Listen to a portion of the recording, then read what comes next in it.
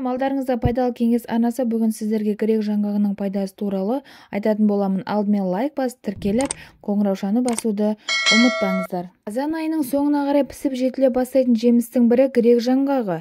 Тұқымы Грекиядан әкелгендіктен осылай аталып кетсе керек. Ғалымдардың пікірінше күнделікті рационға жер жаңғағы және де кеш еуразиялық жаңғақтарды қосу арқылы жүрек дертіне шалдығу қаупін 30%-ға төмендетуге болады. Жаңғақ бүйректі қуаттандырып, өкпені тазалап, ішекті дымқалдандырады және де дене әлсіздігіне, бел сыздап ауырғанда, бас айналып, құлақ шыңылдағанда да пайдасы мол.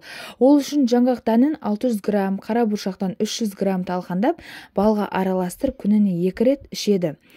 Қазіргіде күн суыта бастаған кезде балалардың тамағы жыбырлап, жөтелетіні бар. Осындайда жаңғақтан дәрі жасап жіберсеңіз өте жақсы.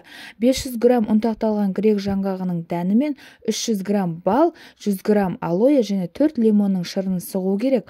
Осыларды жақсылап араластырып, күніне 3 рет тамақтан жарты сағат бұрын балаға шай қасықпен беріп тұрсаңыз, жөтелді қуады және де бронхиттің бетін қайтарады. Сонымен қоса ағзаны жаулаған суықтан да арылтады. Мамандардың айтуынша жаңғақ дәнінің құрамында 55-70% май, 18-20% белок және де 5-6% көмірсутек және де В және А, С витамині болады. Жаңғақтың суықтан болатын кеселдерді келмеске қуатыны осы витаминдердің арқасында. Жаңғақ ми қызметін күшейтетінде қасиетке ие. Күнде таңертең аш қарынға 1-2 дана жаңғақ жеп жүрген адам алғыр, зейінді болады деседі. Грек жаңғағының майын қабынуға қарсы, атеросклероз бен жүректің ишемиялық ауруларына, тіпті қатерлі ісікке қарсы қолдануға да болады. Ағзаны қалпына келтіруден алдына жан салмайтын бұл майды көптеген операциялар мен дерттерден кейін қолданса тіпті керемет. Терідегі алуан түрлі жара, күйіп, қабықтанбай жүрген үлкен жаралар мен терінің жарылуы кезінде жаңғақты езіп, майын жағуға болады.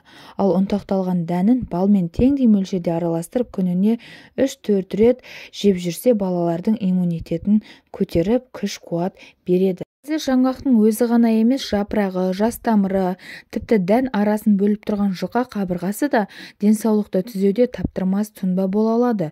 Дегенмен осының бәрі де балмен араластырылып